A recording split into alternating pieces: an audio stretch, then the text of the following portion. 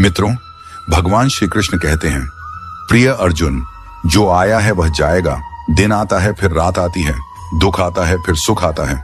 इस परिवर्तन को जो समझ गया वह जीवन के हर क्षण में शांत रहता है। यह संसार नित्य परिवर्तनशील है, कुछ भी स्थायी नहीं है। जो आज है वह कल नहीं रहेगा। यही जीवन की सबसे बड़ी सच्चाई है, जिसे समझकर इंसान अपने दुखों में भी धैर्य रख सकता है और अपने सुखों में भी विनम्र रह सकता है। श्रीमद् भगवत गीता में श्री कृष्ण ने स्पष्ट कहा, हे अर्जुन, सर्दी गर्मी सुख दुख लाभानी सब क्षणिक हैं, आते हैं और चले जाते हैं, इसीलिए इन्हें सहन करना सीखो। जब हमारे जीवन में दुख आता है, चाहे वह कोई कठिन परिस्थिति हो, आर्थिक संकट हो या अपनों का साथ छूट जाना हो, हम टूट जाते हैं। लगता है यह दुख कभी खत्म नहीं होगा, पर श्री कृष्ण याद दिलाते हैं कि जैसे हर रात का अंत होता है, वैसे ही दुख का भी अंत होता है। जैसे अंधकार के बाद उजाला आता है, वैसे ही हर पीड़ा के बाद सुकून आता है। एक बार की बात है, एक वृद्ध भक्त श्री कृष्ण की भक्ति में लीन रहता था।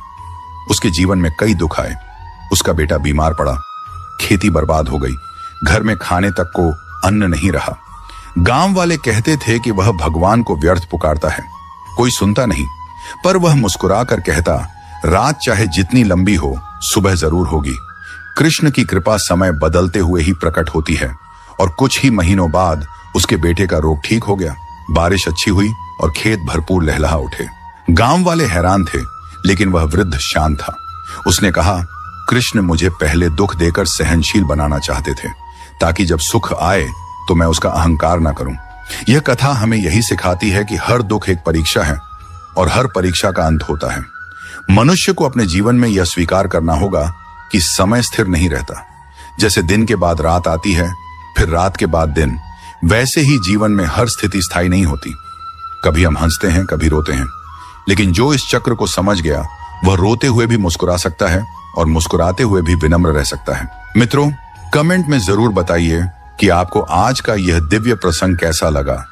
अगर आपके दिल में श्री कृष्ण के प्रति सच्ची भक्ति है तो इस वीडियो को एक लाइक दें और कमेंट में लिखें, जय श्री कृष्णा।